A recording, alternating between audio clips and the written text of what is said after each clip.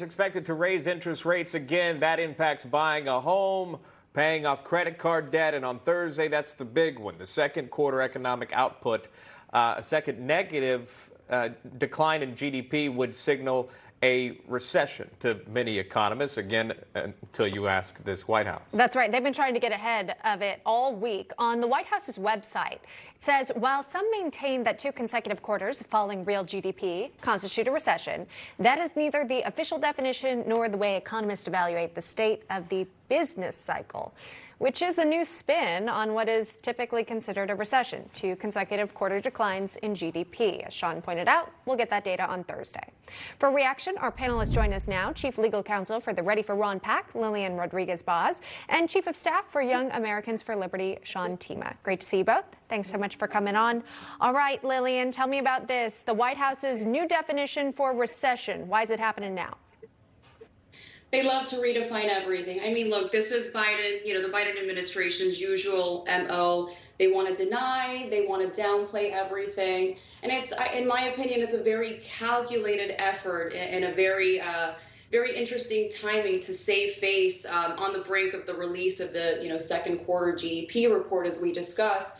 And, it's no surprise that they're downplaying this. They did the same thing with inflation. But the thing with Biden is that we should all know by now to not heed any of his forecasts. Not only does he lack credibility, but everything that he's saying is pretty much largely contradicted by top economists. And the interesting thing is that they want to continue to point to a robust labor market. But Bank of America recently said that within the next year, unemployment is going to hit a 4.6%. So they really can't fall back on that anymore. We've also heard top economists saying for a while now that the price of controlling inflation was going to be a recession. So by many well-regarded authorities and well-regarded experts in this field, we are very much on the brink of a full-scale recession. And who do we trust at this point? I think it's a no-brainer.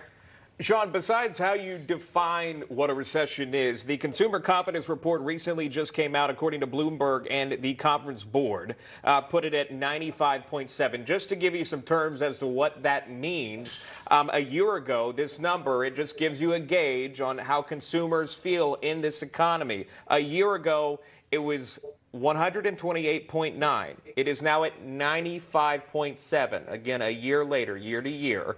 It was expected to be at 97. It's even lower than forecasted by Bloomberg and other economists. No matter how you define, to my first point, a recession, you can't spin the Consumer Confidence Report. How do you do that, Sean? Well, they're doing it poorly. I mean, the Biden administration is fooling no one. They've been an equal opportunity disappointment, and this economy is an equal opportunity destroyer right now. And that's in part to blame because of what the government has done to our money. I mean, 80% of all dollars in the last 100 years have been printed in the past 2 years. It's insane. When you have an increase in the money supply, obviously prices are going to go up. I mean, that's why the grocery cart is twice as much as it was last year. That's why rents are soaring. It's why it costs $100 to fill up your tank. And in regards to jobs and consumer confidence, maybe we wouldn't be in this position if the government hadn't made it illegal for months for people to work and put food on the table during COVID. I mean, this is in part why we're seeing a great resignation. People realized, hey, maybe this is all made up. Maybe this economy is totally propped up by the elites. And this is why we see a sink in Biden's poll numbers and a sink in confidence in the economy right now. Yeah, maybe if you had those conversations with small business owners to actually get a sense of what they're going through and what assistance they might need, our economy might be better off. The Committee to Unleash Prosperity released this report regarding the business experience of the Biden administration. 62% have virtually none, 26% with some, and just 12% with extensive experience. Lillian, we know the president, Joe Biden, has served in politics in Washington for 5 decades now. But what about hiring those people closest to him who would have real-world experience? Why not tap into those resources? Does the White House have a true understanding of where American business is at?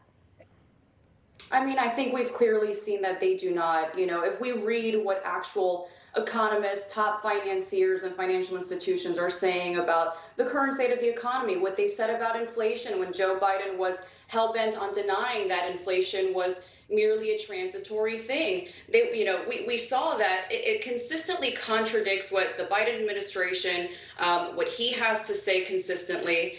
So there's really no credibility here to trust what they're saying, what they're forecasting, what they're putting out there for the American people to rely upon. And I think that at this point, what we need to do is we need to listen to what the economists are saying. We need to listen to the actual authority figures, because the Biden administration has absolutely no credibility. And that's really the end of story. All right, panelists, if you could stay with us, want to get your thoughts on another topic, including this. The former Vice President Mike Pence in Washington today, the same day as his former boss. Does Mike Pence have his own political ambitions come 2024? Our panelists break it down next. In order to win, conservatives need to do more than criticize and complain. We must unite our movement.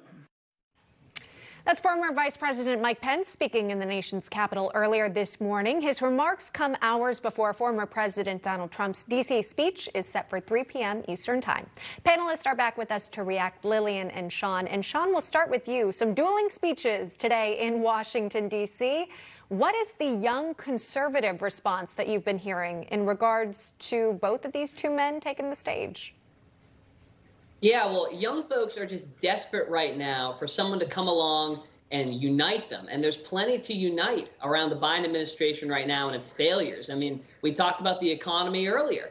Young people have been hit harder than anybody with this inflation, this looming recession. I mean, they're going through the higher education cartel, coming out thousands of dollars in debt, and yet real wages have stagnated and the jobs just aren't fulfilling. So talking about the economy can unite them.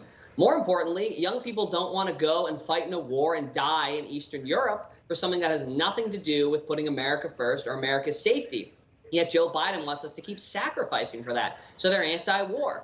And most of all, young people have been subject to some of the most unfair COVID restrictions compared to any other age demographic in the country, whether it's these anti-science mask mandates on campus or these mandatory boosters and vaccines just to step foot in their college classroom, total violation of bodily autonomy. So whether it's Mike Pence or Donald Trump getting up on stage, they have a real opportunity right now to unite young people behind just some common sense reforms and common sense issues. Lillian, honing in on the former vice president's speech, there were several bullet points headed in that speech. One of them happened to be the midterms, the 2022 midterms that are coming up here in not too long from now. Let me play this for you, get your response. Here's that moment.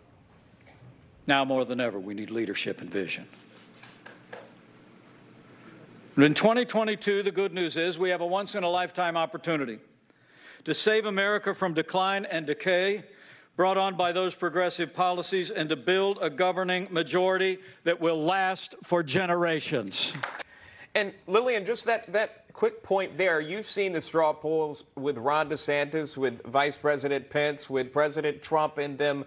But that message there seems to be one that resonates with just about any contender in these straw polls in terms of where the country is going with Democrat-controlled House, Senate, and White House. Yes, absolutely. Mike Pence's message is very powerful. It resonates with a lot of us for the reasons that we've been discussing here.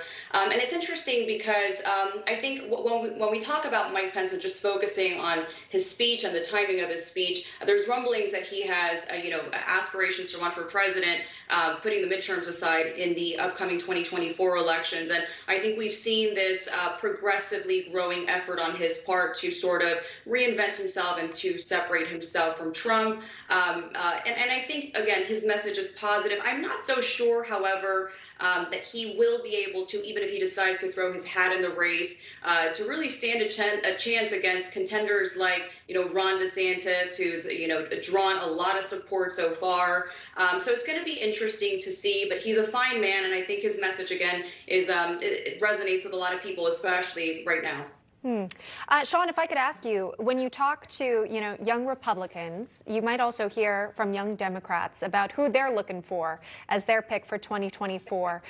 President Biden, he recently faced a Washington Post op-ed that told him to quit, that he should say that he's not going to run in 2024. What are you hearing from young Democrats out there, young liberals, and who they might like to see in the White House?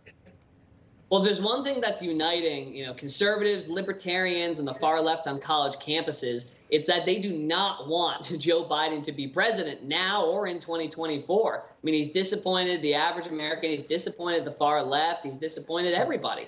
And so there's no consensus right now as to who the best person for 2024 is. But like I said before, I mean, if we can just unite around these issues of, bringing our troops home and not sending young people to die overseas, ending this COVID regime and solving this inflation crisis, I mean, they'll just take just about anybody who is not Joseph R. Biden Jr.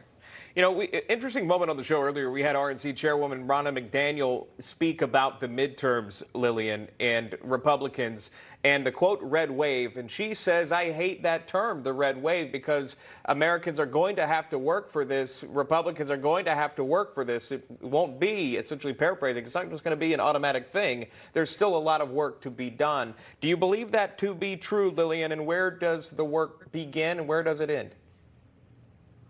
Well, I think it is true, but however, I think, the Biden administration is just making it very, very easy for conservatives to kind of sweep in and potentially take the White House in 2024. I mean, it's really not hard to do better than what they're doing now. So in many ways, I think that the Republican Party and the potential Republican nominees who will run for the presidential race in 2024 have a very strong chance of prevailing, just in light of the fact that the Biden administration has been such a disaster and continues to be such a disaster so far. And I think the work continues, and the work that needs to be done is, of course, in the economic sector. We need to ensure that the economy is fortified. We need to fix the problems that the left has caused, and there's a lot of problems, right? There's a lot of ground to cover, so we just need to course correct. Lillian Rodriguez-Baz and Sean Themea, thank you so much. We appreciate the time. A new hour of National Report starts right after this.